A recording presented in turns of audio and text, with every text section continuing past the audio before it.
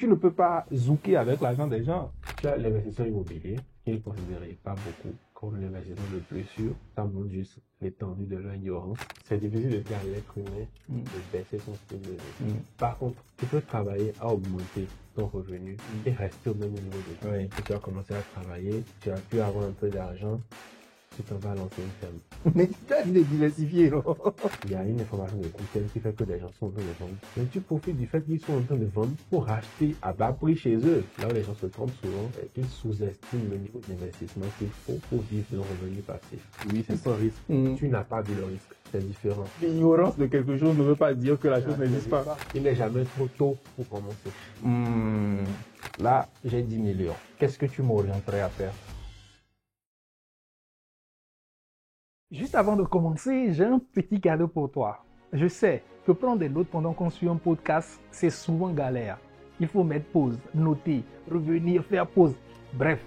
Et si on est au volant ou qu'on a les mains occupées à autre chose, c'est carrément impossible. Alors, je l'ai fait pour toi. J'ai tout condensé. Les concepts clés, les citations marquantes, les ressources, les liens, tout ce qu'il faut retenir de cet épisode dans un seul document. Tu peux y accéder gratuitement via le lien en description. Voilà, maintenant installe-toi et profite de l'épisode. Allez, wake up champ. Bonjour Malik. Bonjour Roland, comment vas-tu? Ça va bien et toi? Ça va? Merci de me faire l'honneur et le plaisir d'accepter mon invitation. Plaisir partagé. Je voudrais te demander de te présenter avec tes propres mots. Comment tu te présenterais? Je suis Malik Amadou, je suis financier de formation, je dirige une société de gestion d'actifs. Mon objectif, c'est d'aider les gens à prendre le contrôle de leurs finances et les aider par le même biais à être un catalyseur du développement du continent africain. Quelle est la chose la plus profonde et la moins connue d'ailleurs que tu sais aujourd'hui de l'argent et tu penses que très peu de personnes sont au courant? Beaucoup de gens pensent que la liberté financière, c'est d'avoir l'argent forcément. Les gens voient l'argent comme la finalité. Accumuler l'argent est la finalité. Alors moi, je pense que l'argent, c'est un instrument qui sert une fin. Donc, c'est vrai qu'il faut avoir de l'argent, mais c'est pas l'argent même la finalité. L'argent est un instrument qui va vers une fin donnée. C'est à côté de ça que beaucoup de gens passent. Ils se concentrent sur comment avoir l'argent, mais ce n'est pas juste ça. C'est quoi le risque qu'on court en ne faisant pas cette nuance-là? Donc déjà faire des choses dont on ne serait pas fier parce qu'on veut de l'argent. Il faut commencer. Ensuite, ne pas apprendre à gérer cet argent-là. Les histoires sont légion de ceux qui ont eu de l'argent, qui n'ont pas su gérer et qui se sont retrouvés encore à terre. Donc si dans le processus, la personne n'apprend pas à gérer ses émotions, gérer tout ce qui tourne autour, il va faire entrer de l'argent, il va encore faire sortir l'argent et puis il va vivre comme s'il n'en avait jamais eu. Est-ce que tu as une histoire, peut-être même être personnelle, hein, ou autour de toi que tu as vu d'argent rentrer, mais aussitôt sorti pour cause de mauvaise gestion? Bon, ces gens d'histoire, il y en a beaucoup. Je pense que même toi, tu dois en connaître. Celle que toi, tu connais. Non, il y en a beaucoup. Il y en a beaucoup. Je connais un ami entrepreneur qui a eu beaucoup de chance à ses débuts. Ça a donné beaucoup. Il a pu encaisser beaucoup d'argent. Mais il ne s'est pas concentré sur comment gérer sur ce qu'il gagnait. Il était juste concentré sur gagner plus. Ce qui semble logique, rationnel pour un entrepreneur. Le plus important, c'est de gagner plus, n'est-ce pas? Mais derrière, on ne s'occupe pas de comment gérer ce qu'on a gagné. Et la conséquence, c'est que ça entrait et ça sortait. Un train de vie très somptueux, des choses qui ne sont pas nécessaires, qu'on considère comme absolument importantes, dans lesquelles on met beaucoup d'argent. Par exemple, il a invité des amis pour une soirée cinéma, et il a commandé 20 pizzas. Donc, tu imagines quelqu'un qui vit comme ça au quotidien, un beau jour, la sauce s'est tarie, il n'a pas pris soin de diversifier les sauces. Il concentrait sur une seule sauce. Il était trop optimiste sur ses entrées d'argent. Et lorsque cette source est tarie, il s'est retrouvé brusquement du jour au lendemain. C'est comme tu tombes d'un étage, tu te retrouves face à des réalités que tu n'avais pas prévues, quoi. Ouais. Voilà, un peu. Tu as sorti deux éléments. Tu as parlé de trop plein d'optimisme Oui, et non-diversification. c'est ça. On va peut-être parler d'abord du trop plein d'optimisme. Qu'est-ce qui fait? Effectivement, oui. Beaucoup de jeunes sont vraiment excessivement optimistes. On fait le plan, oui, je vais avoir 50 clients, je vais prospecter 100 personnes, j'aurai 50 dedans. Tu vois, sur le papier, ça a l'air logique. Genre, je prospecte 100 personnes, j'aurai 50. Et puis, les 10 pouces 10 dans les 50 font faire un chiffre d'affaires de temps. Sur le papier. Sur le Sur le papier. papier. Oui. Sur le papier, ça a l'air génial, quoi. Ouais. Et puis, ça a l'air optimiste et ça a l'air réaliste en plus. Mais même ça, c'est trop optimiste. Et souvent, on a des fausses bonnes idées. Je ne sais pas ce que le secteur a de particulier. Tous ceux qui sont en train de tourner, qui cherchent des idées, c'est pas là qu'ils commencent souvent. Je ne sais pas pourquoi. L'agriculture, l'élevage. Ah. Un rendement de 20 millions par hectare. Voilà. Voilà. Et puis, on calcule sur le papier. Oui. Les gens sont déjà millionnaires sur le papier. Oui. Mais l'excès d'optimisme pousse à un excès de prise de risque qui, à son tour, amène dans des situations catastrophiques, puisque les situations n'étaient pas anticipées. Donc, pour revenir à mon mentor dont je parlais, lui disait toujours, il faut analyser quelle est la pire situation qui pourrait arriver. Et même quand tu es convaincu d'avoir déjà tout prévu, donne-toi encore 2-3 jours, réfléchis encore dessus pour voir s'il n'y a pas quelque chose que tu n'as pas prévu qui pourrait arriver. En fait, il faut toujours voir le risque. C'est peut-être moi, ma formation, mon background qui fait que je prends du recul par rapport à ça. Je suis dans une position où j'investis l'argent des gens, donc moi, je dois prendre beaucoup de recul. En fait, tu ne voudrais pas qu'on te dise, on te demande demain, Malik, où est passé l'argent des gens? En fait, ce que je retiens, on va dire, dans le point de l'optimisme dont tu parles, ce n'est pas qu'il faut quitter l'optimisme et devenir pessimiste, en fait. Mais il faut être optimiste tout en étant réaliste. Les deux ne sont pas antinomiques, en vrai. Non, il faut tout voir. Il faut essayer de tout anticiper. Il faut anticiper. Mais ça, comment est-ce on peut tout anticiper? Est-ce que le fait de vouloir tout anticiper, de voir tout ce qui pourrait ne pas marcher, est-ce que ça ne nous emmène pas, ce n'est pas inhibant, est-ce que ça ne nous met pas sur une route d'inaction? Chacun sait pourquoi il s'est lancé dans l'aventure au départ. Moi, je peux pas, à chaque fois que moi je fais ça, ça ne me décourage pas. Certes, par exemple, il y a un plan que moi j'ai prévu lancer au début de cette année. Je me pensais déjà être prêt. Quand je suis allé voir quelques personnes expérimentées qui m'ont posé des questions, juste posé des questions sur ce que j'ai présenté, et je me suis rendu compte que, il faut prendre du recul, revoir. Bon, le fait de faire cette analyse-là, c'est pas inhibant. Ça peut t'amener à retarder le lancement du plan. Ça peut t'amener à revoir. Donc forcément, tu vas pas le faire dans le timing que tu as prévu. Et généralement, quand on est dans le feu de l'action, on se dit qu'il faut le faire urgemment. Il y a un sens de l'urgence qu'on a qui fait qu'on se dit qu'il faut forcément foncer, que c'est en fonçant uniquement que ça marche. Et on se base sur les histoires de ceux pour qui ça a marché, ceux qui ont foncé, qui n'ont pas calculé les risques. Et les histoires qui sont magnifiées par les youtubeurs, les coachs et autres, pour nous faire croire que c'est comme ça, forcément que ça va changer. Dans la réalité, pour une personne qui a réussi comme ça, comme de plus de 1000 ans échoué en se lançant sur ce chemin-là. Je suis plutôt d'accord avec toi, mais après, il y a toujours un juste milieu à trouver entre le fait de chercher les bonnes réponses, de se poser toutes les questions possibles, et le fait aussi de se rendre compte que de toute façon, on ne peut pas prédire l'avenir. C'est ça. Donc, il y a des choses qu'on va découvrir en chemin. Absolument. Mais comme dirait quelqu'un dans un autre épisode ici, il faut quand même faire ses devoirs. Et ses devoirs, c'est de faire le maximum, le tout possible pour comprendre le sujet sur lequel on souhaite se lancer. Voilà. Il faut réduire la zone d'ombre. C'est ça. Voilà. L'autre point que je vois aussi sur le trop plein d'optimisme dont tu parles, c'est de le ramener à quelqu'un qui se dit que de toute façon, la source ne tarira pas. Voilà. C'est-à-dire que je gagne de l'argent aujourd'hui, mais voilà quoi, mes clients sont là, j'ai 10 clients ou j'ai 5 clients qui me rapportent, je dis n'importe quoi, 1 million le mois. Voilà, je peux avoir un train de vie qui talonne ou qui flirte avec les 1 million. parce que de toute façon, 1 million rentrera chaque mois. C'est ça. C'est là où tu parles d'optimisme aussi, Oui, j'imagine. oui, c'est ça. Et effectivement, se dit aussi que la source ne tarira pas. De Mm. toute façon, ce qui a marché par le passé marchera à l'avenir. Oui. Voilà, ce qui t'a amené là où tu es ne t'amènera pas là où tu veux aller. Ouais, ouais. Pour arriver là où tu es, il t'a fallu un certain nombre de compétences. Mm. Maintenant, pour aller là où tu veux aller, il te faudra développer d'autres compétences. Donc, généralement, le challenge qu'il y a là, c'est oublier ce que tu penses savoir. Il faut désapprendre tout ce que tu penses savoir.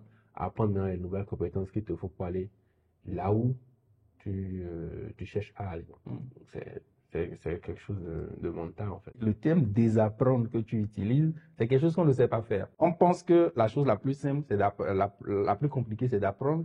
Mais j'ai le sentiment que la chose la plus compliquée, en vrai, c'est de désapprendre. Désapprendre ce que tu penses savoir. Oui. Oui. Parce que parfois, ce que tu sais déjà, qui ne peut pas t'emmener sur la suite du chemin, tu gardes ça mordicus et tu n'as même pas l'espace mental nécessaire pour accueillir de nouvelles informations. À part l'optimisme dont on a parlé, tu as parlé également de la non-diversification. Donc, c'est quelque chose, je pense même que parfois, c'est nourri par l'optimisme, en fait. On se dit, de toute façon, vu que cette source-là ne taillera pas, à quoi bon diversifier? Mais il y a une sagesse qui nous apprend qu'il ne faut pas mettre 2 doigts dans un seul nez. Ah, d'accord. Il ne faut pas aussi mettre tous ses œufs dans le même panier. Oui. Ça, c'est le principe de base en finance dès le début. Oui, donc tu vois que de toute façon, ces 2 sagesses-là sont importantes, mais quand on les met sur la table, elles s'opposent un peu. Elles s'opposent en fonction du contexte. Oui. Maintenant, dans le contexte actuel, où diversifier demande aussi de l'énergie, demande aussi une concentration, comment est-ce qu'on fait en fait pour ne pas se retrouver à avoir une activité qu'on est en train de mener et devoir mettre de l'énergie sur une autre activité? Bon, c'est pas forcément mettre de l'énergie dans une autre activité. Il existe sur le marché financier beaucoup d'outils qui sont mal connus. Là, tu m'en parles le marché financier. Tu vois, oui. Que a priori, diversifier, on croirait que c'est forcément de créer une autre activité. Voilà, c'est une erreur. C'est une erreur. Oui. Parce qu'effectivement, c'est pas toujours évident de se concentrer tout de suite sur 2 activités. Et quoique des gens y arrivent avec la bonne organisation. Il y a des gens, bon, voilà, je ne veux pas faire une sorte de digression, mais il y a quelqu'un qui avait déjà 3 ministères, lui a donné un ministère en plus maintenant. Bon, bon, lui il a d'autres moyens. Parce qu'il est organisé, c'est ça. Celui qui est organisé, on arrachera à celui qui n'est pas organisé pour remettre à celui qui est organisé. Donc, effectivement, il y a des gens qui y arrivent. C'est une question d'organisation, mais la manière la plus simple qui est accessible à tout le monde, toute personne lambda, c'est d'investir par le marché financier pour diversifier ses sources de revenus en dehors de ton activité. Peut-être qu'on n'a pas abordé ce sujet-là. Avant de parler d'investissement, il faut avoir une épargne avant d'investir. Donc, si on veut parler déjà même de l'épargne de base, c'est que si je gagne 300 000, comment je fais pour faire l'épargne en fait? Si je gagne 500 000, je gagne 1 million. Qu'est-ce que je fais? Quelle est l'erreur qu'on commet qui ne nous permet pas d'épargner? Mais généralement, les gens se disent d'abord qu'ils vont commencer à épargner lorsqu'ils vont commencer à gagner des millions par mois. Bon, parce qu'ils se disent que le peu qu'ils gagnent là, c'est déjà pas assez. Oui, mais justement, ils ne se disent pas, c'est factuel.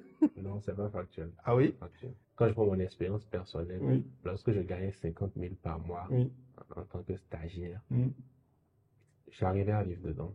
Et puis lorsque j'ai commencé à gagner 150 000 par mois, je vivais dans les 150 000.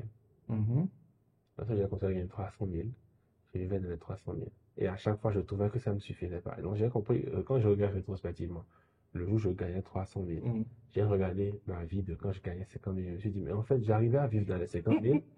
Pourquoi aujourd'hui 300 000 ne me suffisent pas alors que j'arrivais à vivre dans 50 000? En réalité, c'est qu'il y a ce qu'on appelle l'inflation du style de vie.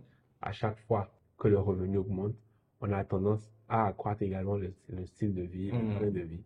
Et puis après, on se dit que ce qu'on gagne ne suffit pas. En réalité, ça peut suffire. Parce que je me suis dit, mais j'arrivais avec 150 000, je m'en sortais, je prêtais même de l'argent à des amis. Genre, moi, j'en ai jusqu'à, j'aide les autres à s'en sortir. Et avec 300 000, j'arrive même pas à finir le mois. Mm.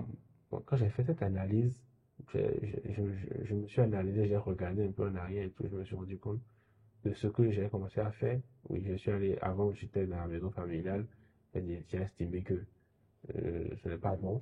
Tu gagnes de l'argent. Je suis allé prendre mon appart, Mm. et puis j'ai commencé à le meubler et tout, avec les charges fixes que je me suis mis, internet, télévision, tout ça. C'est pas que le salaire, il repart en intégralité. Mm. Donc, Donc, c'est plus ça le piège, en fait. oui, c'est ça le piège, c'est le fait d'augmenter ses charges à chaque fois que le revenu augmente. Du coup, à partir de là, lorsque j'ai compris ça, lorsque le salaire a suivi, je n'ai pas augmenté, je n'ai rien changé. Il paraît il y a trois façons de dépenser ou oui, de dépenser ce qu'on gagne. Soit on dépense au-dessus de ses moyens, on vit au-dessus de ses moyens, soit on vit à la limite de ses moyens. Et la façon la plus intéressante, c'est toujours de vivre au-dessous de ses moyens. Ouais. C'est difficile de dire à l'être humain Mm. de baisser son style de vie. Mm. Lorsque tu es déjà habitué à un standard donné, c'est difficile de baisser le style de vie. Mm. Par contre, tu peux travailler à augmenter ton revenu Mm. et rester au même niveau de vie. Oui. Ouais. Ce qui fait que le surplus sert maintenant de tampon de. Oui.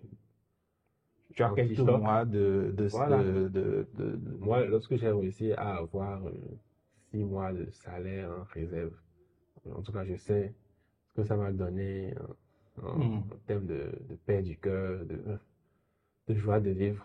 Oui. Oui. Le prisme que tu proposes là, c'est que peut-être que quand tu avais 50 000 de salaire ou 150 000 de salaire, ce n'est certainement pas ce qui va te permettre de vivre décemment ou de faire truc là. Ton objectif, c'est quand même d'aller avoir un train de vie qui tourne autour de 200 000 peut-être, tu vois. Donc tu fais tout pour augmenter tes revenus. Mais quand tu as stabilisé ton train de vie, tu ne montes pas ton train de vie en fonction de tes revenus. Donc, tu restes là. Tu es toujours en décalage, en fait. Donc, tu as... Et maintenant, comment on augmente le revenu? Mm. Moi, je vois des gens qui sont salariés. Mm. Tu es salarié, tu as commencé à travailler, on t'a signé un bon contrat, ça commence à monter et tu as pu avoir un peu d'argent, tu t'en vas lancer une ferme. Mais tu as dit de diversifier, non? Il faut savoir à quel moment tu diversifies, en fait. Qu'est-ce qui t'a permis d'avoir ce boulot-là? C'est des compétences que tu as eues. Mais le premier investissement que tu peux faire, Mm. c'est dans tes compétences. D'abord, l'investissement, c'est pas seulement aller acheter un terrain, aller acheter des actions. L'investissement prend beaucoup de formes.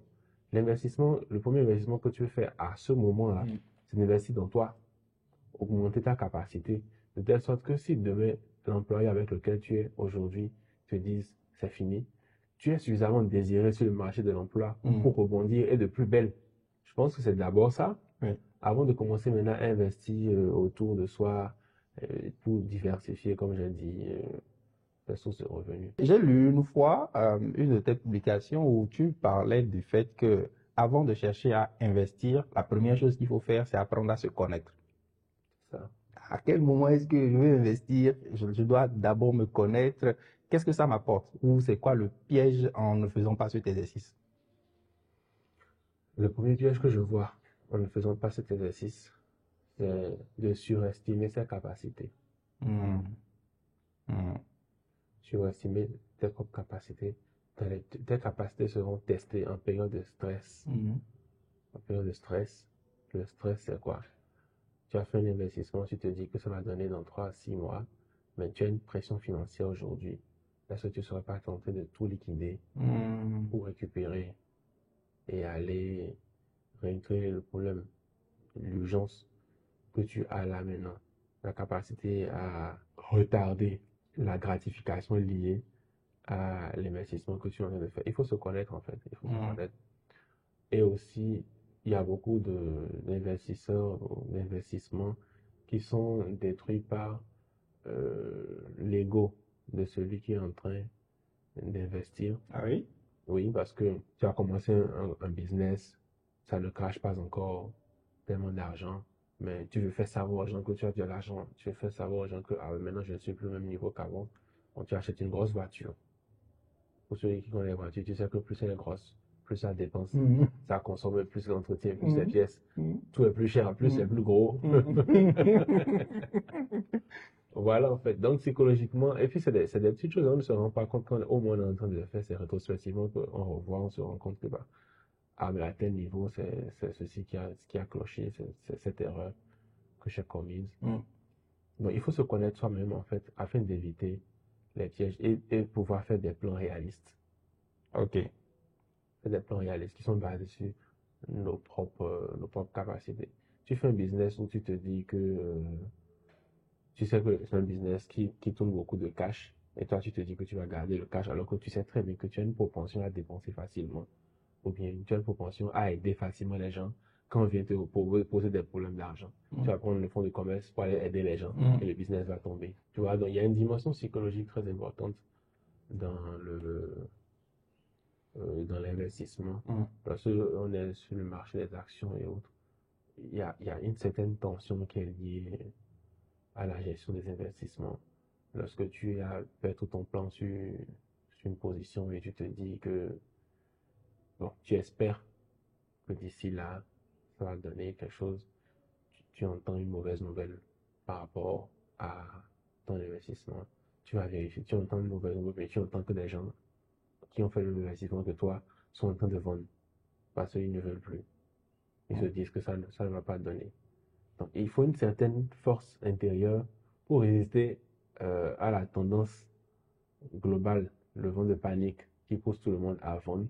Et ce qui se passe généralement, c'est que ceux qui arrivent à résister, qu'est-ce qui se passe? C'est que ils rachètent à bas prix chez ceux qui sont en train de céder à la panique. Il y a quelques jours, j'ai conseillé un investisseur comme ça, il a pris une position sur le marché, il a acheté des actions, et puis il a rencontré des gens qui l'ont dit, ah, ce truc-là, bon, ça ne promet pas, hein. La société, ça ne va pas, moi, je vais vendre. Les gens ont commencé à vendre, et je viens me voir, il me dit que de lui vendre, de l'aider à vendre ce qu'il a acheté là, parce que il a pris des renseignements. Et puis je lui dis, ok, qu'est-ce qui fait que tu veux vendre là? J'analyse avec lui, je vois que c'est juste une tendance de court terme en fait, c'est une information de court terme qui fait que les gens sont en train de vendre massivement leurs actions. Et il dit que bon, lui, je dis, ok, si tu as besoin de l'argent là maintenant, il dit non, il n'en a pas besoin. Mais les gens sont en train de vendre, ça va chuter. Autant vendre aussi. Mais non, ça ne marche pas comme ça. Tu sais que toi, tu as fait ton plan pour au moins 5 ans sur cet investissement-là. Il y a une information de court terme qui fait que les gens sont en train de vendre aujourd'hui. Mais tu profites du fait qu'ils sont en train de vendre pour racheter à bas prix chez eux. Parce que toi, tu es confiant dans la tendance à long terme de ton investissement. Tu vois, c'est un peu contre-intuitif. Là, tout de suite, on dit que la chose est en train de se casser la gueule, tu me dis de racheter encore. Mais ceux qui s'enrichissent, c'est comme ça, ils s'enrichissent. C'est lorsque c'est en train de se casser la gueule qu'eux, ils achètent. C'est lorsqu'il y a des mauvaises nouvelles et les gens sont en train de paniquer.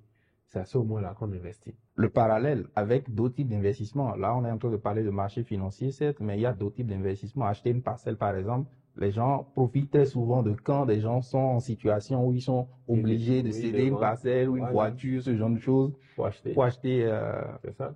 Truc-là. Quand tu dis qu'il faut apprendre à se connaître, et ça, on l'a martelé, est-ce qu'il y a des questions qu'on se pose à soi-même pour identifier quel type d'investisseur on est? Ou est-ce qu'il y a un accompagnement qu'il faut faire? Est-ce qu'il faut demander un accompagnement pour l'identifier ou c'est un exercice qu'on peut faire soi-même à son niveau? Et si oui, comment? Je conseillerais les deux. Ok. Je conseillerais les deux. Il faut d'abord se connaître soi-même, c'est important. Mais aussi, il faut se faire accompagner par des sachants dans le secteur. Se connaître soi-même, c'est de savoir jusqu'où je suis prêt à aller, jusqu'à quelle limite je ne suis pas prêt à dépasser, quel niveau de risque je suis capable de supporter et quel niveau de stress je suis en mesure de gérer. C'est important en fait pour se lancer. Bon, généralement on se pose la question comme ça, c'est difficile de savoir avant de se lancer vraiment. C'est pour ça que souvent nous on recommande aux investisseurs, aux primo-investisseurs, pardon, de commencer petitement et d'y aller progressivement. Il y a des gens qui viennent dire, oui, moi j'ai vu des choses qui vont bondir rapidement. On dit, ok, Ce qui va bondir rapidement, ça vient avec un niveau de risque aussi. Quand ça peut monter rapidement, ça peut aussi baisser rapidement. Est-ce que tu es prêt? Il te dit oui. Mais après, quand tu le lances dedans et puis il a perdu 1 million, la prochaine fois qu'il te voit, il n'a pas envie de te saluer. Donc tu vois ce gars-là, il n'était pas prêt. Il prétendait être prêt. Donc j'ai eu une situation personnelle comme ça avec un ami, je lui ai expliqué. Il m'a dit qu'il n'y a pas de souci, il a mis 12 millions. Il n'y a pas de souci. J'ai dit, bon, diversifier un peu, faisons ici. Il dit, non, bon, tu as dit que ça va donner avec le temps, non? Il dit, oui, pas tout de suite, avec le temps. Il dit, il n'y a pas de souci. Bon, ça peut chuter par moment, hein. Il n'y a pas de souci. Mais un mois plus tard, il est venu me voir et son portefeuille de 12 millions était passé à 11 millions. Ah ben, notre amitié. Après un coup, Oui. un coup de million. Oui. Notre amitié a pris un coup d'1 million. Donc là, j'ai compris que désormais, avec les investisseurs, il ne faut pas aller, même quand la personne dit qu'il pense s'y connaître, il ne faut pas le suivre, en fait. Il faut le mettre dans le canevas correctement. Commencer petitement, diversifier progressivement, suivant le canevas, quoi. N'allons pas, s'il avait déjà l'habitude de le faire ailleurs, ok. Mais si c'est la première fois qu'il le fait, il vaut mieux commencer petitement. Ne pas aller dans les risques tout de suite, sinon après, c'est difficile de se regarder dans les yeux ou se parler. Au début, tu me parlais de l'épargne, d'accord? Non, pas de l'épargne. Tu disais qu'on stocke l'argent et que l'argent, plus ou moins, dort, en fait. Donc, je pense que tu parlais du caractère épargne de l'argent, ne fais pas travailler l'argent. Je pense que c'était l'expression que tu as utilisée. Et je pense que c'est de ça que découle l'investissement dont tu parles, en fait. Donc, quand on a fini d'épargner ou quand on a une réserve d'argent, il ne faut pas laisser l'argent dormir. Il faut investir. Il faut investir. Mais la question qu'on doit se poser, c'est si je dois courir un risque, comme ton ami, par exemple, j'ai mes 12 millions qui sont en épargne. Si je dois courir un risque de perdre 1 million ou de perdre ne serait-ce que 500 000, chacun a son truc là par rapport à ce qu'il perd. Si je dois courir ce risque, pourquoi je ne laisserai pas mon argent dormir tranquillement au lieu de prendre ce risque? Oui, parce que lorsque l'argent dort, l'argent qui est stagné, il perd de la valeur. Il y a l'inflation, c'est ce qu'on appelle l'inflation. Donc l'argent qui dort, il perd de la valeur.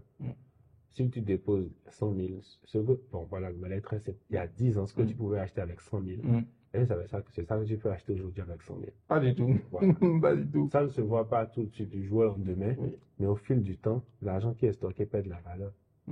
Il y a de la valeur en termes de pouvoir d'achat. Il y a un exemple qui me marque souvent. Il y a un moment, j'habitais quelque part à, comment ça s'appelle, bref, j'habitais quelque part dans la zone de Verdocor. Et à chaque fois que ma maman vient me voir, elle reste au niveau de la fenêtre, c'était au balcon, elle reste là, elle regarde la zone, elle dit, moi, cette zone-là, dans le temps, on m'avait proposé des parcelles ici à 200 000 et je n'ai pas pris ça. Aujourd'hui, maintenant, c'est des dizaines de millions. Tu vois. Et donc, c'est l'inflation dont tu parles en vrai, tu vois. Et quand tu fais, il faut amener la réflexion jusqu'au bout. D'accord, tu avais de compte, vous êtes passé à 200 000 aujourd'hui, à 200 000 à l'époque, tu n'as pas voulu, et aujourd'hui, ça vaut des dizaines de millions. D'accord. Où est-ce qu'il y a des parcelles de 200 000 aujourd'hui qui vaudront des dizaines de millions demain? Tu as tout dit. J'ai un ami qui dit souvent que quand on nous propose des opportunités, on t'a proposé une parcelle, je dis n'importe quoi, à 100 000 ou à 200 000 au fin fond, et que on dit souvent, c'est loin. Mais c'est loin pour toi. Mais est-ce que c'est loin pour tes enfants ou tes futurs enfants? Ah ouais. Tu vois, ça change un peu le paradigme. Ça change un peu, dit, même si j'ai 1 million et que j'achète 1 hectare quelque part, où voilà, tant que c'est à moi, aujourd'hui, je pense que nos enfants ne sont pas des enfants qui ont déjà 20, 30 ans, quoi. Donc, si nos enfants sont autour de 10 ans et que tu achètes ça aujourd'hui, encore aujourd'hui, quand ton enfant aura 30 ans, je pense qu'il y a 20 ans qui sont passés par là. C'est ça, et la zone aura changé. La zone aura changé. La zone aura changé. Les gens qui ont compris ça très tôt et qui en bénéficient aujourd'hui. Ouais. C'est en cela que je veux ramener aussi la réflexion avant qu'on ne vienne sur vraiment ton domaine de prédilection sur comment est-ce qu'on investit, aller sur les questions de marché et qu'on sort, pouvoir réfléchir aussi sur l'investissement, sur la façon de faire travailler l'argent qui n'est pas que sur les marchés financiers. Tu vois, tu parlais tout à l'heure d'achat de parcelles, par exemple, de biens immobiliers, ce genre de choses. Tu sembles avoir une aversion aux fermes? Non, pas du tout, pas du tout. Mais qu'est-ce que tu veux? Il faut clarifier ton message. Qu'est-ce que tu veux dire par rapport aux fermes? Non, c'est un exemple. Mm. La ferme, c'est un exemple. Mm. En fait, ceux qui sont pas dedans, Mm. de l'extérieur, pensent que c'est trop facile. C'est ça. Et puis, il faut juste faire sur le papier, il faut juste. Mm. Et puis, ils se lancent après, ils se rendent compte que c'est pas aussi facile que ce qu'ils ont pensé. Donc, c'est tout ce que je voulais dire. Super. La plupart de ceux qui se lancent dans ce business Mm. ne se préparent pas correctement à y aller. Moi, ce que j'ai constaté, c'est que c'est un business qui demande de l'investissement personnel. Si tu veux faire ça en mode, j'ai mis des gens pour gérer, Mm. hop, je suis à Cotonou et puis j'y vais seulement les week-ends, ça va capoter. Ça m'interpelle sur une notion qu'on a souvent en tête. On aime parler d'investissement passif ou de revenu passif. Oui. C'est quoi un revenu passif? C'est quoi Pardon? C'est une notion très à la mode. Justement. Pour toi, quel regard tu as sur cette terminologie-là? Oui, revenu passif, la définition de base, c'est un investissement qui n'implique pas que tu sois. Ça ne demande pas une implication personnelle quotidienne. Mais ça rapporte. C'est pas nouveau. Il y a les rentiers. Il y a toujours eu des rentiers à toutes les époques de l'histoire de l'humanité. Il y a des gens qui avaient des domaines sur lesquels on leur payait des loyers et ils vivaient de ces loyers-là. Même à Cotonou, ici, il y a des gens qui ont des immeubles et qui touchent les loyers et qui vivent de ces loyers-là. Donc, ce n'est pas une notion si utopique que ça. C'est quelque chose qui existe, qui est réel. Par contre, là où les gens se trompent souvent, c'est qu'ils sous-estiment le niveau d'investissement qu'il faut pour vivre d'un revenu passif. J'ai déjà eu des gens qui pensaient qu'ils vont juste placer 1 million et ils vont vivre de ce que le 1 million rapporte par mois. En effet. Quand tu parles de rente et même rente venant d'un investissement immobilier, pour avoir un bon revenu mensuel, il faut avoir fait un investissement assez conséquent. Lourd. Oui. Assez lourd. Donc, c'est vrai que la notion est assez populaire, mais et généralement, on sous-estime le risque qui va avec. Les gens pensent que parce que eux, ils n'ont pas vu le risque, ça veut dire qu'il n'y a pas de risque. Ah oui, ça c'est important, oui. Ouais. Ouais. L'ignorance de quelque chose ne veut pas dire que la chose n'existe pas. Les gens viennent me dire, oui, c'est sans risque. Je dis, c'est pas sans risque. Tu n'as pas vu le risque. C'est différent. C'est sans risque, rendement garanti, t'as mis au shell après. Okay. Oui, mais en fait, tous ceux qui se lancent dans ces histoires-là, les schémas de Ponzi et autres, ils sont à la recherche d'un revenu passif. C'est le fameux revenu passif qu'ils cherchent. Mais il faut être réaliste. Un revenu passif dépassera difficilement les 10% de rendement par an. Un vrai revenu passif qui est pérenne, qui va durer, qui va persister dans la durée, qui va tenir 20 ans. Souvent, c'est des rendements en 4 et 6-7% max. Pas expérience. Et ce que moi j'ai vu sur différents marchés financiers, différentes zones. C'est parce que avant, je pensais que c'était juste dans la zone ici, mais non, c'est une réalité qui est quasi universelle. Si c'est au-delà, quand tu as au-delà de ces rendements-là, quand tu as la fourchette de 4 à 8%, et puis on dit que c'est un investissement passif, et puis ça va rester sois sûr que ça va capter quelque part sur la route. Ouais. Parce que le risque est souvent proportionnel au rendement. Et puis, la personne qui investit n'est pas consciente du risque. Donc, il est convaincu que c'est sans risque. Convaincu que c'est sans risque jusqu'au moment où ça capote. On a effleuré un peu le sujet de l'investissement, de marché financier, tout ça et tout. Mais je voudrais que, avant de continuer, on fasse une petite synthèse sur c'est quoi les formes d'investissement ou les leviers d'investissement qu'il existe aujourd'hui, si toi tu dois récapituler. D'accord, une cartographie. C'est ça. Une cartographie. C'est ça, oui. Des investissements. Oui. Ok. Moi, je te fais accessible surtout. Oui, je te fais la cartographie en termes de classification par durée d'investissement et échelle de risque. Ok. Je commence par les investissements les plus sûrs. Dans un pays donné, l'investissement le plus sûr, généralement, c'est les bons du trésor à court terme. Okay. Donc, tu es au Bénin ou bien tu es dans le mois là, tu prends le bon du trésor à court terme. 3 mois, 6 mois, maximum 12 mois. En théorie financière, sur le plan mondial, lorsqu'on fait les modèles de prédiction et autres, on considère les bons de trésor du gouvernement américain comme l'investissement le plus sûr au monde. Ok. C'est des choses, des investissements placés à moins de 12 mois et l'intérêt est connu d'avance. Souvent, ce pas des intérêts élevés. Dans les marchés financiers, actuellement, je pense que tu as souvent autour de 1-2% de rendement. Dans la zone euro, actuellement, sur ce type d'investissement, tu es autour de 5-7% de rendement D'accord. annuel. Mais c'est sûr, c'est garanti en fait. C'est garanti. Ouais. Après ça, dans la catégorie ça, c'est des créances. Donc, dans la catégorie des types de créances comme ça, plus la maturité, c'est-à-dire la durée de l'investissement augmente, plus le niveau de risque aussi augmente. Et ça va avec une augmentation du taux d'intérêt attendu sur ça. Après ça, tu as les actions, tu as l'investissement en actions. C'est ça la deuxième grande catégorie d'investissement. Donc, les actions. Dans les actions, tu as beaucoup de types d'investissement. Tu as les actions qui sont cotées en bourse, qui sont les actions les plus liquides. Donc, tu peux revendre quand tu veux. Oui. OK? Donc, tu achètes, tu revends tranquillement. Ces actions-là sont très liquides. Et donc, c'est plus facile de corriger sa position lorsqu'on se rend compte qu'on a fait une erreur ou bien lorsqu'on veut changer de stratégie d'investissement. Donc, tu as les actions cotées à la BRVM, des plus grandes sociétés de l'UEMOA. Donc, tu peux acheter, tu as les secteurs banque, télécom, finance, agriculture, industrie. Il y a pas mal de secteurs chez la BRVM où tu peux investir. Donc, ça, c'est déjà aussi un point d'entrée. Les actions qui sont cotées sont considérées comme plus liquides que les actions qui sont non cotées. Donc, je viens maintenant sur les actions non cotées. Le non coté, c'est quoi?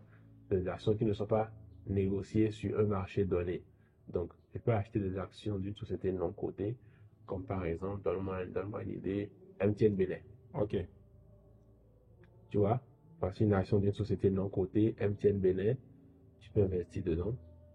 C'est toujours dans la catégorie des actions. C'est considéré comme plus risqué que les obligations, les bons du trésor et autres. C'est moins liquide, donc plus risqué aussi que les actions cotées. Parce que lorsque tu veux revendre, il y a les conditions autour pour revendre. Tu peux revendre aussi rapidement. Tu peux revendre en cliquant sur un bouton, comme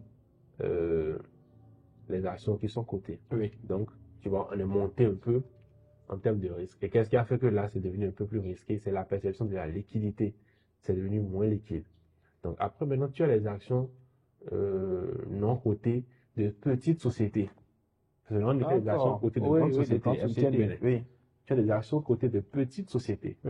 Là, le niveau de risque est encore plus élevé parce que quand la société est petite, comment dire, certes, la probabilité de gain est plus élevée parce que une société plus petite a plus de chances de grandir. Donc, par rapport à MTN, le taux de croissance possible est plus élevé. Par rapport à MTN Benin, par exemple, le taux de croissance espéré est plus élevé. Mais tu as un risque d'échec plus élevé aussi. Il est moins solide pour subir les chocs. Voilà, si on te dit de miser 10 000 dollars sur le fait que dans 10 ans, MTN Benin sera toujours là. Dans 10 ans, une petite start-up lancée par un de tes amis sera toujours là. MTN Benin. Voilà. MTN Benin. Voilà. Généralement, c'est quoi? Plus la société est petite, plus la perception du risque est élevée. Donc, tu comprends très vite pourquoi les gens n'aiment pas investir dans les petites sociétés, pour investir dans les sociétés plus grosses. C'est en fonction de leur positionnement en termes de risque. Et là, je parle de sociétés existantes. Je ne parle pas de sociétés qu'on vient de créer. Sociétés existantes, mais plus petites. Bon, après, on va faire une classification en termes de chiffre d'affaires, de total bilan et autres, mais je pense que tu comprends ce que je veux dire. Et puis après, maintenant, tu as l'investissement immobilier, qui est considéré pas beaucoup comme l'investissement le plus sûr, mais ça montre juste l'étendue de leur ignorance. Merci, je vais noter ça. Je vais noter ça. Ouais, c'est un sujet, on va faire un focus dessus. Ça montre juste l'étendue de leur ignorance. Tu sais déjà, c'est un investissement qui est partout dans le monde illiquide.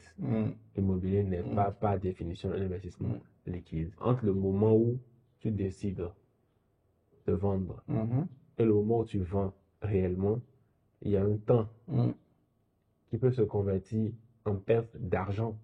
En effet. Tu as un terrain que tu estimes à 20 millions parce que les gens te proposent d'acheter ça à 20 millions. Puis un jour, tu décides de vendre à 20 millions. Tu ne trouves pas les acheteurs là tout de suite. Tu commences à tourner. Tu vends à 18 millions ou bien tu vends à 17 millions. Donc, tu vois, il y a une prime. Il y a, comment dire, une ponction qui est exercée sur la valeur de ton bien. Voilà, c'est le risque que tu ne percevais pas, c'est ça. Le risque qu'il y a sur cet investissement que tu ne percevais pas, c'est ça. Et puis ça, c'est dans un contexte où, a priori, sur le plan juridico-légal, tout est OK. En fait, dans nos pays, tout ce qu'il y a autour de... Oui. On ne finalise pas souvent. Voilà, tout ce qu'il y a comme risque autour de l'investissement immobilier qu'on ne voit pas. On peut venir te déposséder. L'État a décidé de construire une route dans la zone, on va te dédommager. Ton terrain que tu estimais à 20 millions, te dédommage 5 millions, tu n'as rien à dire. Donc, au moment où tu étais en train de prétendre que c'était un investissement sans risque, tu ne savais pas les risques qu'il y a dessus, que tu croyais que c'était sans risque. On ne pleure pas. On ne pleure pas. En fait, ce sujet, moi, m'interpelle beaucoup. Et j'ai même fait un constat, je ne sais pas si tu fais le même, c'est que c'est parfois un terrain nu a plus de valeur qu'un terrain bâti. Bon, ça peut arriver, c'est le Oui. positionnement. Oui. C'est le positionnement. Ouais. En termes d'immobilier, le positionnement vaut tout, hein. L'emplacement vaut tout. Le terrain nu qui est en plein centre-ville et le terrain bâti qui est à 10 km du centre-ville. Tu ne voudrais pas qu'ils aient la même valeur. Oui, ce que je veux dire, surtout, c'est que quelqu'un peut avoir acheté une parcelle à 5 millions, fait une construction dessus et tout, se retrouver autour de 15 millions, je dis n'importe quoi, hein, de ce qu'il a investi.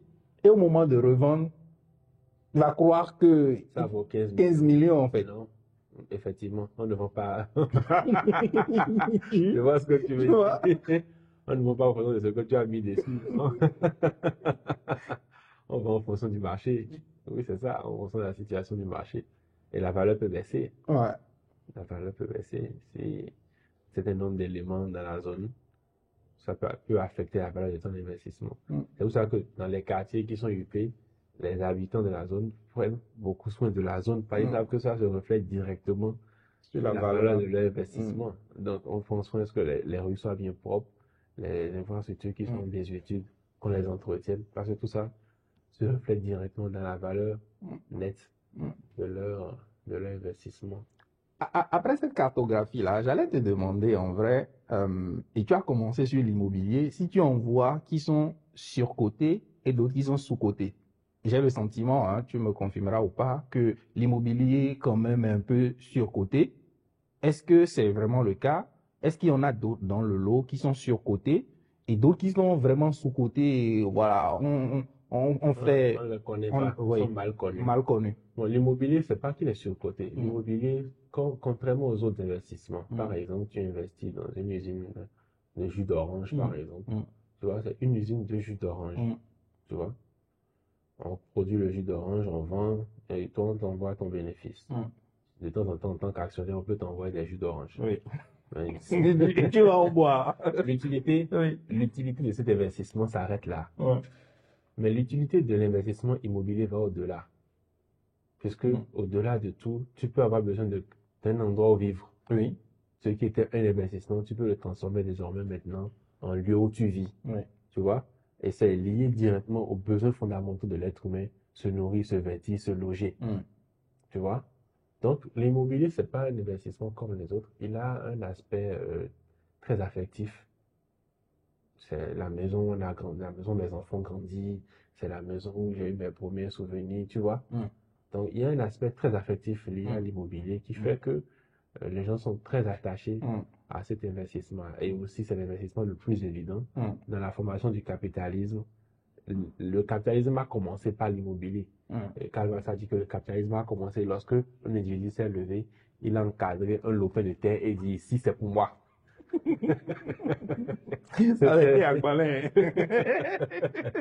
C'était le début de l'immobilier. C'était le début du capitalisme. Tu vois? Donc, c'est l'investissement le plus évident. Tous les autres investissements sont arrivés après. Le plus ancien, c'est l'immobilier. Donc, c'est le plus connu. Donc, les autres investissements, je ne dirais pas qu'ils sont sous-cotés, mais ils sont mal connus. Ils sont mal connus. Par exemple, je n'ai pas parlé du monde du trésor. Je suis sûr que bon nombre de tes auditeurs ne le connaissent pas. les bons du trésor, les placements à court terme. J'ai parlé de fonds communs de placement. Très peu de gens les connaissent. Alors que c'est des outils qui peuvent permettre de gérer, comment dire, les investissements en fonction des besoins. Quand je dis les besoins, c'est quoi? En fonction de la rentabilité attendue, en fonction du niveau de risque qu'on a envie de prendre et en fonction de la durée d'investissement, comment dire, qu'on souhaite. Notamment la liquidité. Les fonds communs de placement ont cet aspect-là où la société est obligée de te racheter tes parts à tout moment. Donc, il y a une liquidité qui est là. Tant que ce n'est pas des centaines de milliards que tu as placés, tu as placé 200 millions sur un fonds commun de placement et tu as besoin de ton argent. Pourquoi nous sommes samedi, tu écris à ton conseil samedi que le lundi, tu veux ton chèque. On va te faire le chèque le lundi. C'est pas quelque chose de difficile sur les fonds communs de placement. Tu vois? Donc, c'est un investissement qui est rentable et qui est liquide. Mais c'est mal connu des investisseurs. Les bons du trésor, bon, dans les marchés très développés, les bons du trésor, il suffit de cliquer sur un bouton, tu as vendu.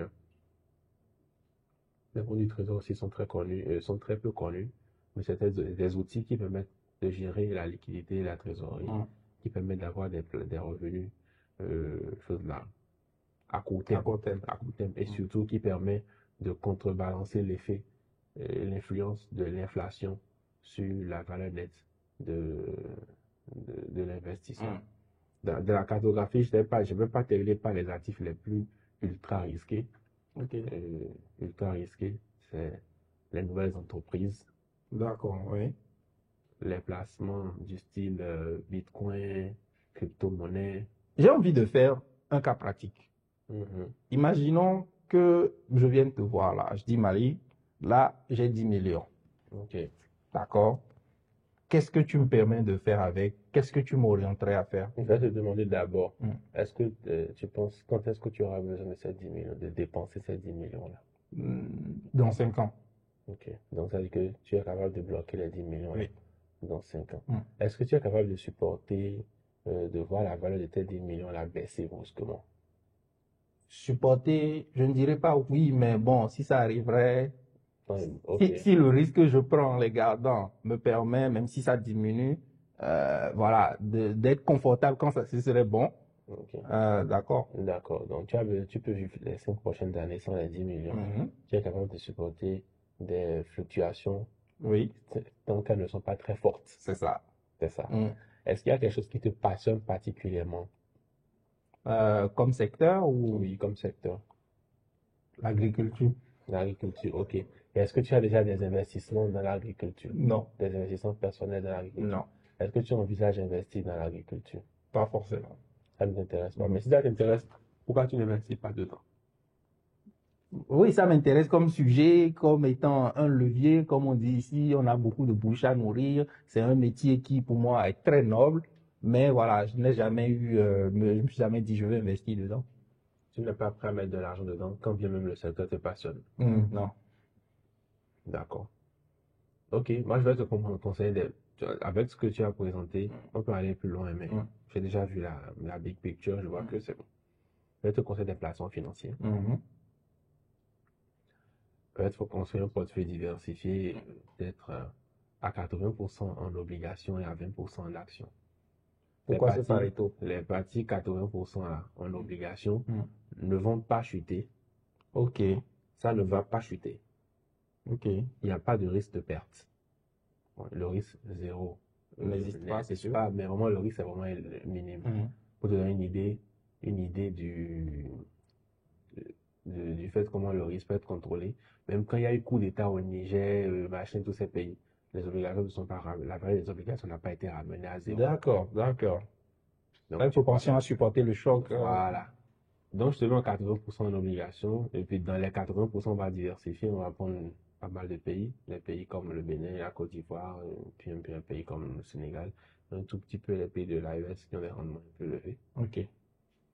Et puis, de ce côté ici, au niveau des actions, je vais te donner des actions connues, des actions des sociétés qui payent souvent les dividendes. Ou alors, peut-être, je te mets sur un fonds comme des placements en actions, tout simplement. Ok. Là, tu fais le suivi tranquillement. Si on veut pousser l'exercice loin, je sais que ce ne sera pas quelque chose de figé, Mais en termes de taux, par exemple, en termes de ce que ça pourrait rapporter sur les 5 ans, par exemple, Oui. qu'est-ce qu'on aurait, par exemple? C'est une très bonne question. La partie action du portefeuille, on peut estimer que ça va rapporter entre 8 et 10% au moins de rendement par an. Parce que les actions qu'on va te prendre, des actions qui payent des dividendes, qui payent en moyenne 8% de dividendes. Et vu la fluctuation des actions et autres, on peut espérer jusqu'à 10% en moyenne de rendement. La partie obligation, la tendance actuelle du marché, on peut être autour de 8 également, mais c'est pas une tendance qu'on est sûr qui va rester dans la durée. Par contre, si tu prends les obligations aujourd'hui d'une durée de 5 ans, tu as des taux de 6,50. Donc, on peut s'espérer du 6,50 de rendement annuel sur la partie des obligations. 7,2% de rendement annuel attendu. Ok, sur tout ça. Voilà. Par an. Par an. Donc, j'ai environ 750 000 l'an, quoi. Voilà. Sur 5 ans. C'est ça. Et puis après, si que tu réinvestis automatiquement ce que tu gagnes, on fait une composition pour voir ce que ça te donne sur les 5 ans. Ce point, j'ai envie de le creuser sur l'intérêt composé parce que j'estime que c'est quelque chose de très méconnu et dans la façon de faire le calcul, on ne se rend pas compte du caractère exponentiel de ce que ça peut représenter. Mais avant, tu as dit quelque chose et moi, même, voilà, je me faisais cette réflexion-là pendant longtemps. C'est de dire, si je mets 10 millions, je vais gagner 750 000 francs l'an. Ma réflexion, jusqu'à il y a un passé bien récent, c'est moi, je vais mettre 10 millions quelque part et gagner 750 000. 750 000, c'est quoi? Quand on est dans un univers, tu connais un peu l'univers dans lequel je bosse, j'ai plein d'amis, bah, on gagne plus ou moins facilement de l'argent. Tu vois, tu peux faire une consultation, tu peux faire un travail rapidement, 750 000, on dit c'est rien, quoi. Donc, pourquoi je vais mettre mes 10 millions pour espérer 750 000 francs là? Oui, mais les 10 millions que tu mets ici, tu ne travailles pas. Tu ne consacres pas du temps à ça. Tu appelles de consultation. La consultation, tu consacres du temps. Et deuxièmement, ici, l'argent ne va pas disparaître. Il n'y a pas de risque que ça disparaisse. Donc, le niveau de risque est très bas par rapport à d'autres investissements que tu aurais pu considérer. Ici, le niveau de risque est très bas. Donc, lorsque tu veux analyser, comparer, il faut comparer en tenant compte de tous ces paramètres-là avant de dire est-ce que c'est plus rentable ou pas. Ouais, je suis d'accord avec toi. Comme je te le disais, c'est un raisonnement que j'ai eu jusqu'à très récemment, avant d'avoir... Tu dit par exemple que ouais, je peux pas mettre 10 millions et mettre ça dans des taxis. Mettre des taxis, bon, je ne sais pas combien de taxis on peut acheter avec 10 millions. En tout cas, en Côte d'Ivoire, c'est un seul. Bon, voilà. Ok. Tu peux te dire ça. Mais ce que tu oublies, c'est que dans les taxis, il y a une gestion que tu vas faire derrière. C'est ça. Tu vas vérifier chaque semaine si le chauffeur a payé. Il y a d'autres même c'est journalier.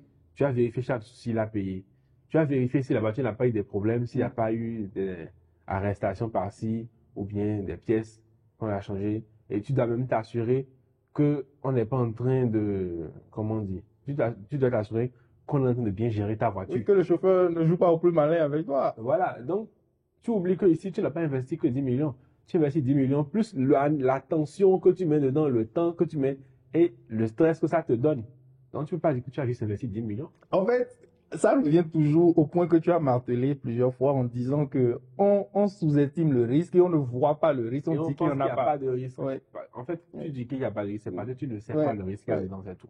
Moi, je ne te conseillerais pas de faire ça. Je ne te conseillerais pas, mais il faut savoir dans quoi tu te mets. C'est ça. Il ne faut juste pas se mentir à soi-même. Tu t'es lancé, tu as mis dans un taxi, d'accord. Il faut savoir dans quoi tu t'es mis. Quels sont les risques de l'activité dans laquelle tu es en train de te lancer et qu'est-ce que ça demande de ta part. Si tu sais les risques, tu es conscient des risques que ça implique et que tu fais ce que ça demande de ta part en termes d'implication, tu auras le résultat. Mais ne dis pas que tu as juste mis 10 millions. Tu as mis 10 millions plus ton temps. Je suis d'accord. Je veux revenir à la question d'intérêt composé. Oui. Tu as commencé à l'expliquer tout à l'heure, mais je voudrais que tu prennes 1-2 minutes pour nous dire clairement c'est quoi le fonctionnement de l'intérêt composé, qu'est-ce que ça apporte et qu'est-ce qu'on ne voit pas vraiment. Lorsque tu mets un capital K, en termes d'intérêt composé, ce que ça donne, c'est quoi? Tu as le montant que tu as mis divisé par 1 plus I, qui est le taux, la durée. Tu es en train de me perdre, hein? Chez moi, c'est assez réaliste. C'est assez réaliste. Moi, je vois ça. Moi, tu me parles de K, de C, de I, bon. Moi, je vois ça direct. Je vois, c'est assez réaliste, c'est visuel pour moi. Bon. On va aller sur un montant. Le K, L'année 1, tu as investi 1 million. 1 million. Ça a généré 10%. Ça fait Ça 100 fait 000. 100 000. Oui. OK. À la fin de l'année 1, ton capital fait 1 million 100 000. L'année 2, tu n'as pas investi 1 million. Hein. Tu as investi 1 million 100 000. Oui. Et tu as généré 10% encore. 10%. Tu as 1 million 100 000 plus 10%. Ça fait, il y a les 1 vont comme ça s'aligner là. Oui, oui. Tu vois? Oui, le calcul là, je ne suis pas prêt à le faire en direct, pas en direct. Mais je vois ce que tu veux dire. Oui, donc tu vois, ça commence à grossir. Oui. Donc celui qui a investi juste 1 million et qui encaisse les 100 000 chaque année, qui ne réinvestit pas, le capital qu'il a placé, c'est 1 million. Toujours 1 million. Au bout de 10 ans, il est toujours à 1 million de capital placé. Donc celui qui compose, au bout de 10 ans, il a déjà constitué un autre. Tu vois, les 1 million chaque année. Oui. Il peut se retrouver banalement à 2 millions, quoi. À partir de la 9e année, il sera à 2 millions. Ouais. Et c'est sur les 2 millions qu'on va calculer désormais 10%. Pour chaque année, maintenant, il sera à combien? 2 millions 200. L'année qui suit, il est parti sur 2 millions 200 et ainsi de suite. Parce que la durée est un exposant. Donc, plus la durée s'allonge, plus le rendement annuel augmente, et plus la valeur globale de l'investissement augmente. Donc, c'est assez basique. Et on ne voit pas ça tout de suite, mais c'est que lorsque tu places à 10% à partir de la 6e, 7e année par là, tu as déjà atteint le capital initial que tu as mis. Et puis, d'année en année, c'est les intérêts composés qui s'ajoutent. L'avantage de ça, c'est quoi? Lorsque beaucoup de gens rêvent aujourd'hui d'un revenu passif, le fantasme d'avoir des investissements qui rapportent et puis on ne travaille pas, on est en vacances 365 jours par an. OK. Mais en fait, ça peut se faire. C'est pas utopique. Non, c'est pas si utopique que ça. L'utopie, c'est la manière dont je crois que ça va être obtenu facilement. Ou que c'est évident. Non, c'est pas aussi évident, mais c'est pas utopique.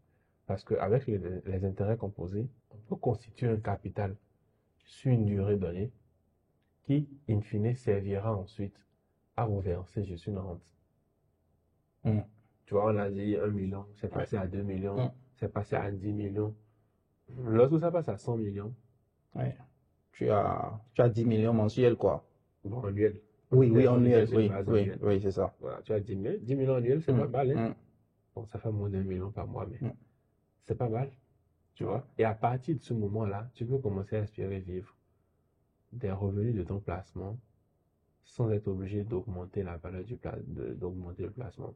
Donc, moi, j'ai beaucoup de clients qui sont dans cette situation aujourd'hui et chaque mois, on leur vire juste les intérêts et ils vivent de ça.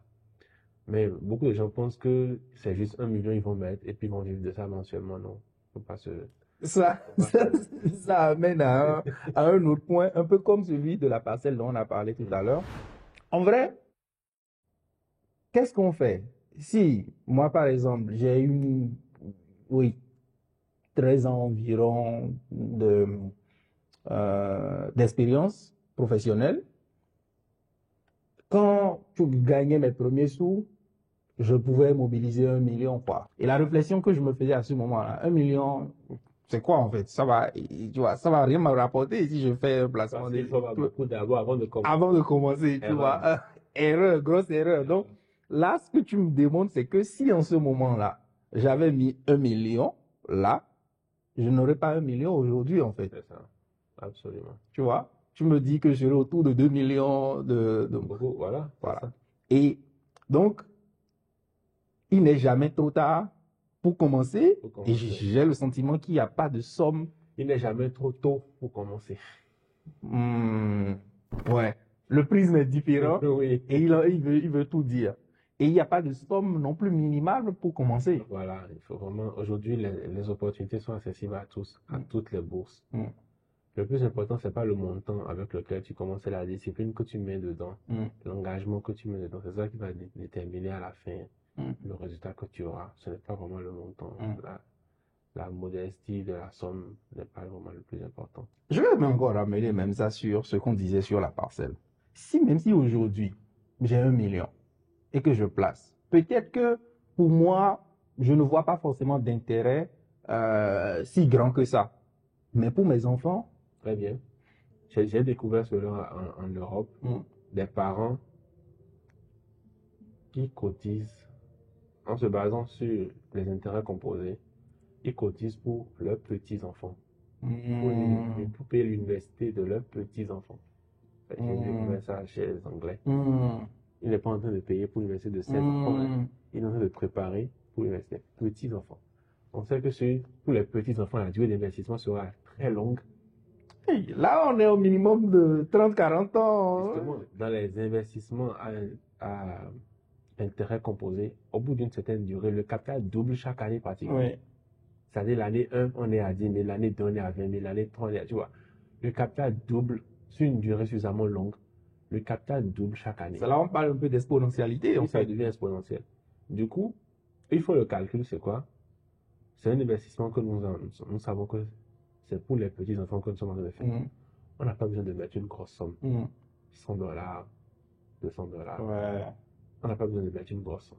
Mais on met maintenant pour que dans 50 ans, quand mon petit-fils voudra aller à l'université, il ait le choix. Parce que quand on investit, c'est pour pouvoir avoir le choix. Le fait d'avoir l'argent, c'est pas l'argent le plus important, comme je disais au début. Le but, c'est pas l'argent lui-même. C'est la liberté que l'argent donne. C'est pour que l'enfant, au moins, va vouloir faire ses études universitaires, qu'il puisse avoir le choix. Pas de choix, défaut, quoi. Genre, Voilà. j'ai pas d'argent pour aller ici. Donc, je fais ceci. Oui. Qu'il puisse avoir le choix. Et lorsqu'il va vouloir choisir une carrière, ou bien il va choisir un secteur d'activité, qu'il puisse avoir le choix. Donc, le but, c'est de donner le choix, la liberté de choisir. Mais, entre le fait que les parents de ces enfants-là vont cotiser, ils vont payer peut-être, je sais pas, 60 000, 100 000 euros pour payer l'université pour leurs enfants. C'est une somme difficile à mobiliser sur le coup comme ça. Mais lorsqu'on se donne 50 ans pour mobiliser ça, ça devient facile. Ça devient facile. C'est un petit montant par mois. Ouais. Mais la personne sait que c'est sur une durée de 50 ans qu'il est en train de faire ça. Il est en train de cotiser aujourd'hui pour l'université de ses petits-enfants. Et il apprend ça à ses enfants eux-mêmes.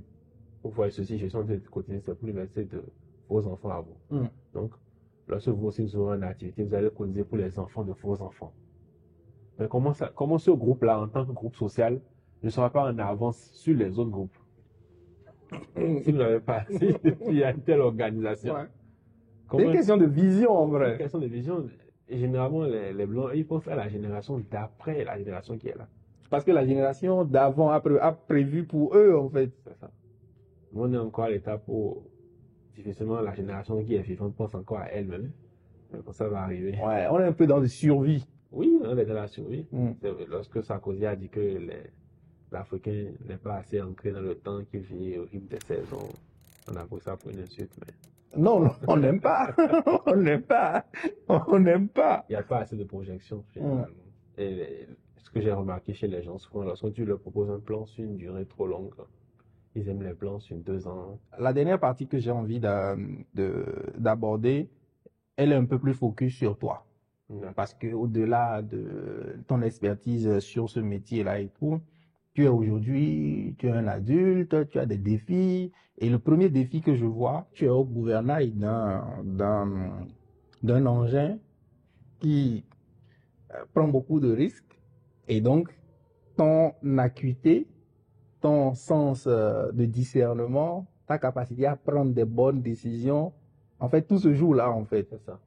Et c'est la décision. c'est la décision. Ah, oui. Et comment tu prends soin de toi? Parce que prendre de bonnes décisions, c'est arriver à se garder dans un état physique et mental tel que on n'ait pas de choses qui parasitent la prise de décision. Comment tu prends soin de toi? Je fais beaucoup attention à mon équilibre mental. Je passe beaucoup de temps seul. Parce que moi, je suis un introverti de nature. Ok. Donc, j'ai besoin de passer beaucoup de temps seul. Non, je passe vraiment beaucoup de temps seul. Il m'arrive de passer des journées, moi, seul. Je m'isole de tout le monde, je suis seul. Pendant ces moments-là, je réfléchis, j'analyse, je fais beaucoup d'introspection. Et je marche, je fais la marche les matins. Chaque matin, ce matin, quand je me réveille, avant de venir ici, je suis allé Une activité physique régulière. Ça permet de m'aérer l'esprit. Je m'isole des émotions négatives. Beaucoup des émotions négatives, je m'isole pour ne pas me charger l'esprit, contaminer mon esprit. Et un autre point auquel je viens de penser, c'est j'essaie de régler, déjà de ne pas laisser traîner les problèmes. Lorsqu'il y a des problèmes, ne pas les laisser traîner pour que ça ne parasite pas mon esprit. Et puis les problèmes que je ne peux pas gérer aujourd'hui, les problèmes de demain, je les gère demain.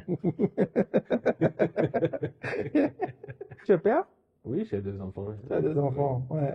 Si pour toi, il y a quelque chose de très important que tu devrais leur apprendre et tu te dirais, même si j'échoue sur tout le reste et que je leur laisse ça, ce serait déjà suffisant. L'autodiscipline. Mm. Moi, c'est quelque chose que je pense que mon papa m'a légué et je veux le léguer ça aussi. Quand tu es autodiscipliné, il y a rien que tu puisses pas faire. Je ne veux pas être quelqu'un de très discipliné, et même lorsque je suis dans les moments où je flanche un peu, rien qu'en l'observant, je sais que si lui-là a pu tenir jusqu'à cet âge, c'est pas moi, à mon âge là, je vais laisser tomber. Donc, très autodiscipliné. Lorsque tu as décidé de faire quelque chose d'une manière donnée, tu le fais. Tu peux pas être rigide aux yeux des autres, mais c'est pas grave. Très autodiscipliné, tu vas arriver. Comment tu arrives à leur inculquer ça aujourd'hui? Oui, ils sont encore petits, hein, j'essaie de ne pas être trop dur. Tu sais, la nouvelle génération là aussi, il faut être aussi dur. Il faut le juste milieu. Mais est-ce que personnellement, toi, tu penses qu'il y a 1, 2, 3 décisions ou choses que tu as pu faire dans ta vie qui continuent de t'apporter positivement aujourd'hui? Oui. C'est quoi, par exemple? J'ai décidé d'être très autodiscipliné sur ma carrière, de gérer ma carrière de manière très professionnelle. Donc, j'ai consacré beaucoup de temps à définir ma vision pour toute ma vie, définir ma vision. Et j'ai aussi beaucoup travaillé à ne pas avoir une mauvaise réputation. Ça joue beaucoup sur le métier que tu fais. Et c'est tant mieux. Là, je pense qu'on a parlé des points positifs.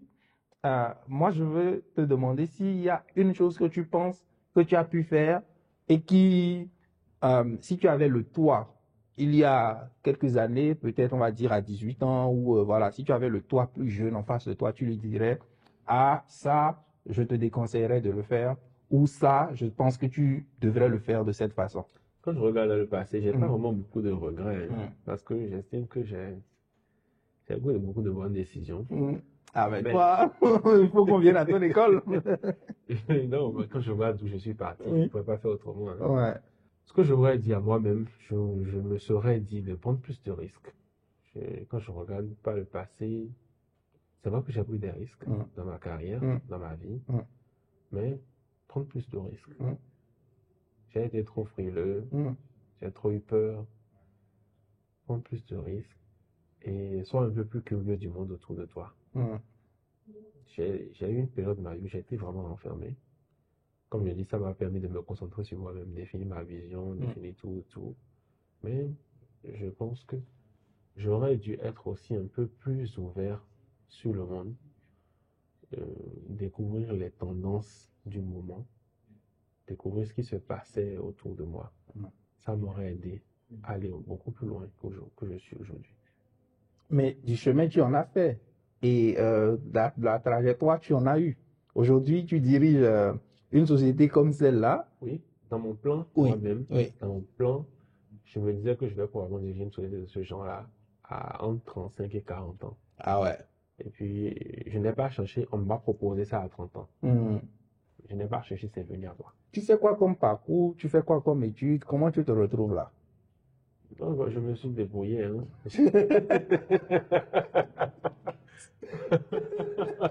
Il y a un monsieur à qui on a demandé ce qu'il fait dans la vie. Il dit que lui, il est un débrouillard. Comment se débrouille? Comment tu t'es débrouillé? Parce que j'ai commencé à la FASEG, faire la faculté.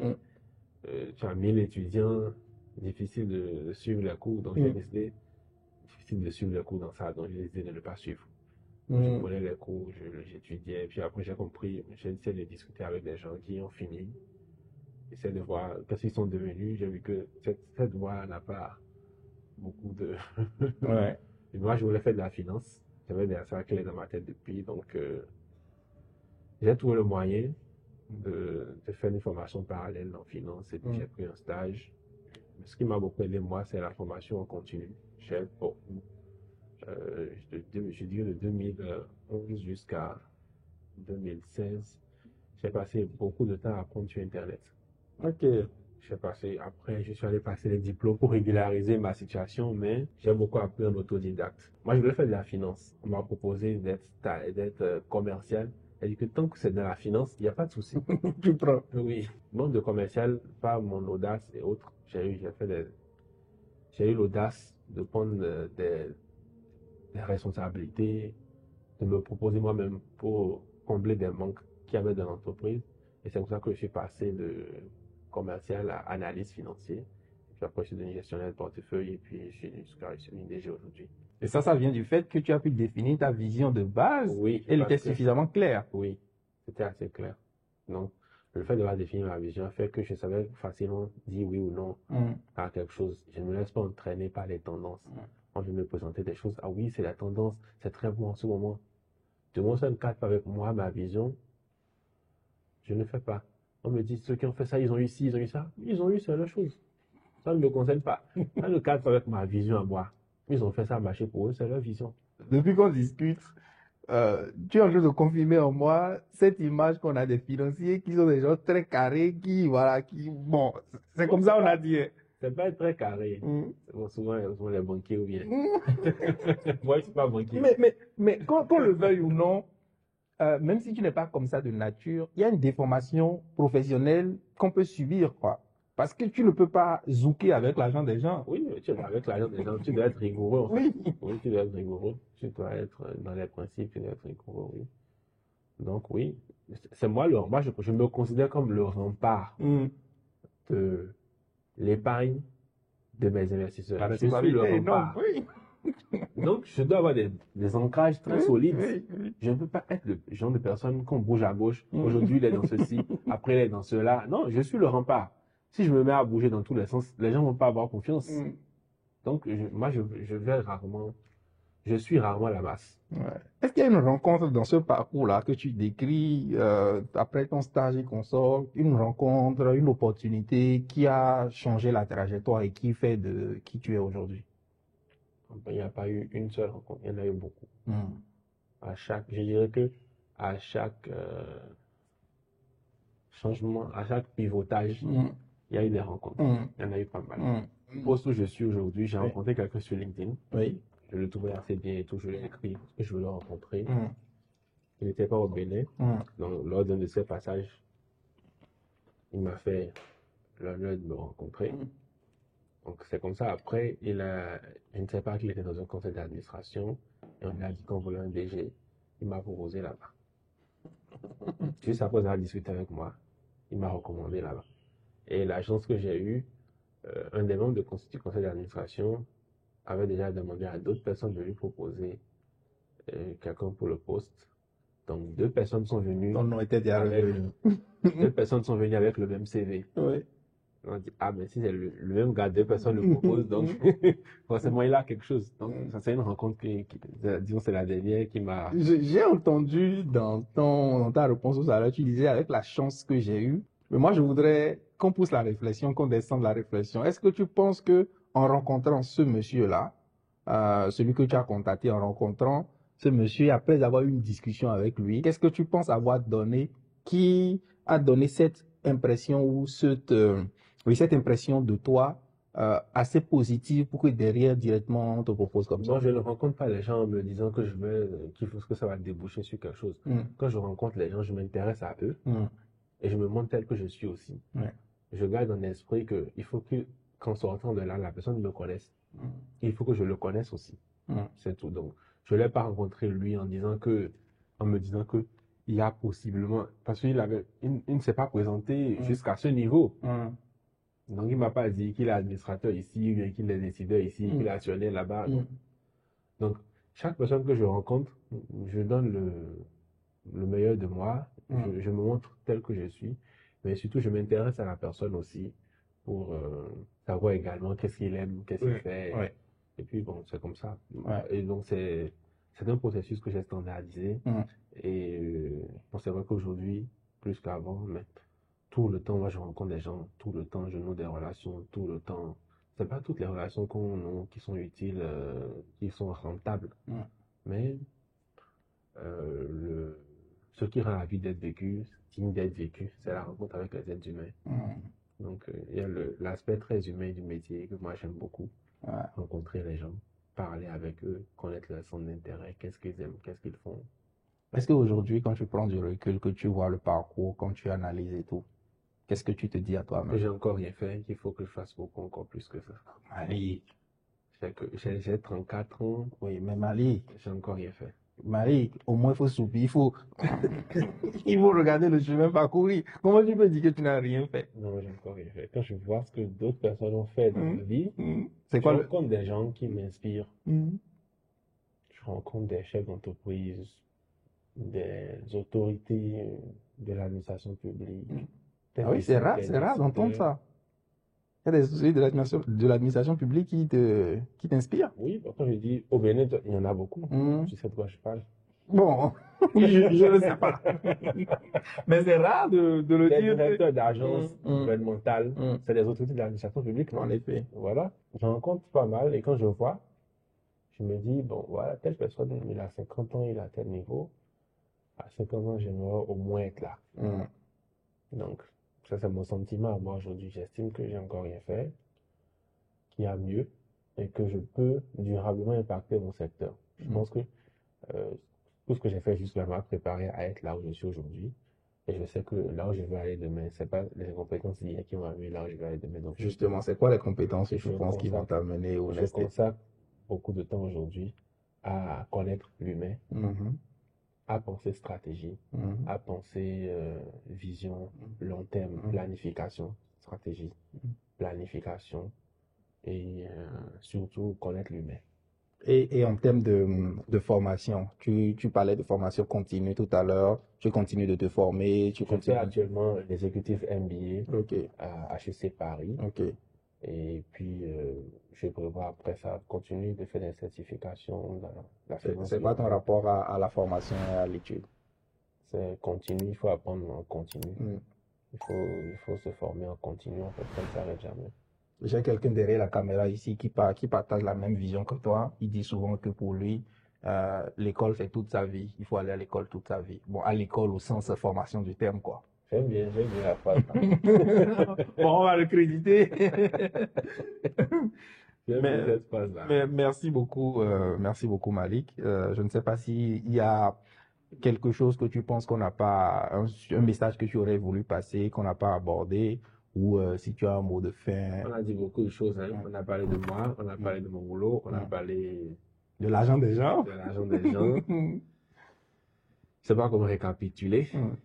Je dirais que le plus important dans la vie, je pense, c'est d'être autodiscipliné, de prendre le temps de se connaître soi-même et de croire en ses rêves. C'est sur ces bons mots que moi je vais te remercier. Le premier plaisir que moi je tire en faisant ces épisodes-là, c'est d'apprendre aussi des gens. Et après, moi, je regarde encore l'épisode avant que ce ne soit diffusé. Donc, ça me permet d'apprendre et d'ancrer encore tout ce qu'on dit. C'est une position de privilégié. De privilégié. Les gens ne se rendent pas compte. Lancez vos podcasts. Bon, je suis dans une position de privilégié. Je te remercie pour cette générosité-là dans le partage. Et tu le fais justement d'ailleurs. Beaucoup de sensibilisation, d'éducation sur tes profils de réseaux sociaux. Et merci. Merci au nom de tous ceux qui te suivent, dont moi.